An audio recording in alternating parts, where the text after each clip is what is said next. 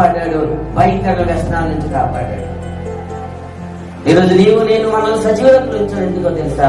అనేక వేల ప్రమాదాల నుంచి నేను నన్ను కాపాడు. దేవుడు స్తుతించు. ప్రభువా నువ్వు నన్ను కాపాడినందుకు నీకు స్తోత్రాలు. ప్రభువా నువ్వు నన్ను కాపాడినందుకు నీకు స్తోత్రాలు. భయంకర ప్రమాదం నుంచి నన్ను కాపాడినందుకు ఒక్క దేవుడు ఏం చేశాడు? మనల్ని క్షమించాడు. రెండోది పోషించాడు. మూడోది బలం ఇచ్చాడు.